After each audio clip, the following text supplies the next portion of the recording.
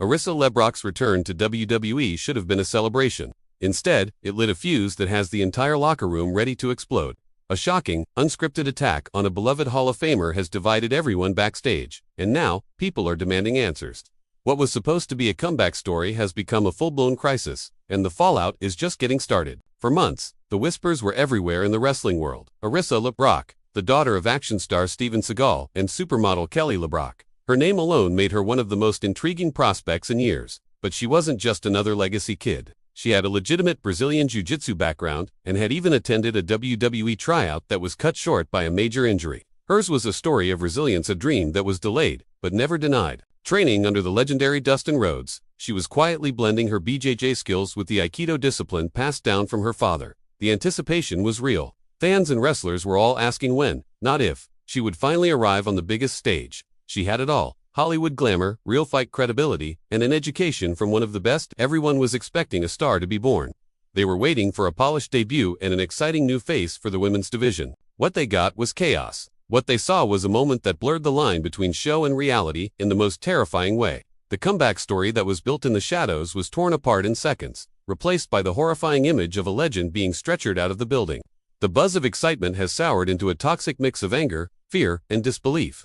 Arissa LeBrock is here, but she didn't come to celebrate. She came to start a war. The incident, a return for all the wrong reasons. The energy in the arena was off the charts. It was the night after a huge pay-per-view, a show famous for its shocking moments. The new women's champion stood in the middle of the ring, soaking it all in. She laid out an open challenge to anyone in the back with the guts to face her. The crowd was buzzing. Was it a returning legend, a hot NXT prospect? Then the lights went out. A moment of darkness, and then an unfamiliar theme song hit.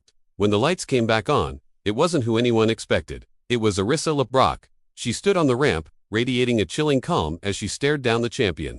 The crowd absolutely erupted in a mix of shock and excitement. This was it, the moment they had all been waiting for. LeBrock walked to the ring with a different kind of purpose. It wasn't the nervous energy of a rookie. It was the quiet confidence of a predator. She slid into the ring and got right in the champion's face.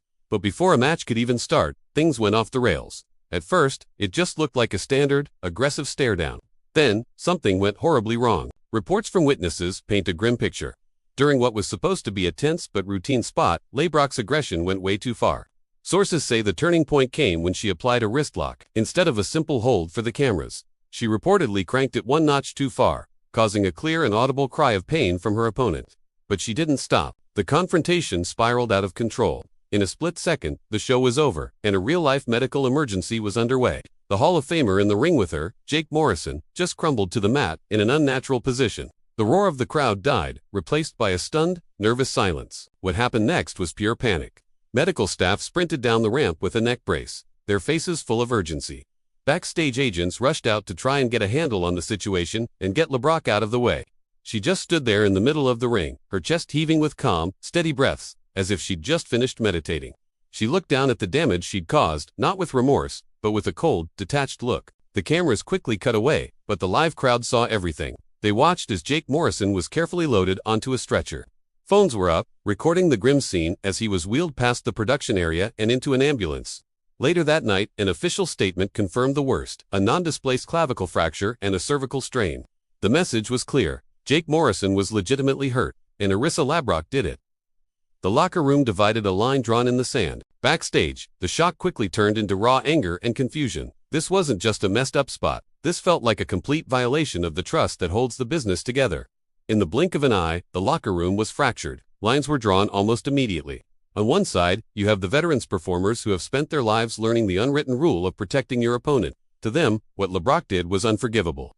They saw a rookie, no matter her family name, who came into their world and recklessly injured a respected Hall of Famer on her very first night. That feeling was made public, even if the words were coded. Becky Lynch, one of the most respected voices in the business, posted a simple, 3-word message on social media that said it all. What the hell? It was a clear shot, a signal that this was way outside the bounds of professional conduct. Even more telling was the reaction from Rhea Ripley. Ripley, who reportedly had her own physical run-in with LeBrock in a pre-show dark match, posted a cryptic but pointed message. It was a picture of angry-looking bruises on her arm from a chokehold, with the caption, "Told y'all, it wasn't just me." That was a bombshell. It suggested this wasn't a one-time accident, but a pattern of dangerous behavior. This has made everyone uneasy. Some wrestlers, speaking anonymously, said it wasn't just the attack that bothered them, but LeBrock herself, her quiet, cold demeanor, once seen as star power, now feels like something much more unsettling. Friendships are being tested and alliances are being reevaluated, all based on one question: where do you stand on Arissa LeBrock? But not everyone is against her. A younger group of hungry performers sees things differently. They see a system where veterans guard the top spots and paying your dues matters more than raw talent. To them, LeBrock is exactly the disruption they've been waiting for. They're impressed by her nerve and see her as a force who can finally shake up a stale hierarchy. This split has created a tense and volatile environment, especially in the women's division. Is LeBrock a dangerous liability with no respect for the business, or is she the dose of reality WWE desperately needs? The question just hangs in the air, creating an atmosphere of paranoia where every look and every whispered conversation feels loaded. Arissa LeBrock's response: pouring gasoline on the fire. After a huge controversy, everyone waits for the damage control. You expect a carefully worded apology, a statement of regret, or at least some kind of explanation. The playbook is simple: say you're sorry, promise to learn from it, and try to calm everyone down. Arissa LeBrock took that playbook and lit it on fire. While the locker room was in chaos and fans were arguing online, LeBrock was silent. No tweet, no press release. Then, hours later, she posted to her Instagram story. It wasn't a tearful video apology. It wasn't a statement wishing Jake Morrison a speedy recovery. It was a black screen with 3 simple, chilling words in white text: intent over outcome. That's it, no apology, no explanation, just a 3-word mission statement. The message was defiant and crystal clear.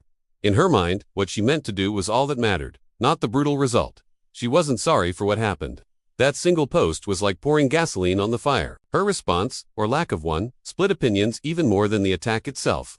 For the veterans who condemned her, it was the ultimate sign of disrespect. It confirmed their worst fears, that LeBrock is arrogant, dangerous, and has no clue how the business works. It was a slap in the face to Jake Morrison and every performer who has ever trusted someone with their body. But for the other side, the wrestlers and fans, impressed by her, it was iconic. It was the mark of a true heel, a villain who refused to back down. They saw it as pure confidence, a refusal to bend to pressure. In a world of scripted apologies, LeBrock's blunt, cold statement felt terrifyingly real. It unsettled some and impressed others, digging the trench between the two sides even deeper. The reaction online mirrored the backstage division. Wrestling podcasts and sports talk shows exploded. Some pundits called for her to be fired immediately, arguing WWE would be setting a dangerous precedent. Others, however, were calling it the best angle since Montreal, arguing that this kind of genuine heat is priceless. The only thing anyone could agree on was that the feel-good, handshake era was over. Arissa LeBrock killed it with 3 words. This is easily one of the most polarizing moments in recent WWE history, and the whole situation feels like a powder keg. So now I have to ask you, what's your take? Was this a reckless, unforgivable act that has no place in wrestling? Or was it the arrival of a true agent of chaos? Let me know what you think in the comments, because this is one story where everyone has to pick a side. The fallout and the future, what happens now? With battle lines drawn and the locker room in a Cold War, everyone is asking the same thing: what now? The future of Arissa LeBrock, and maybe the entire women's division, depends on how WWE decides to handle this. Management has a tough choice. Do they punish a talent for being legitimately dangerous, or do they lean into the fire and turn this into the hottest story in years? A huge factor is LeBrock's unique and dangerous style. Her training with Dustin Rhodes was designed to merge her real martial arts background with pro wrestling.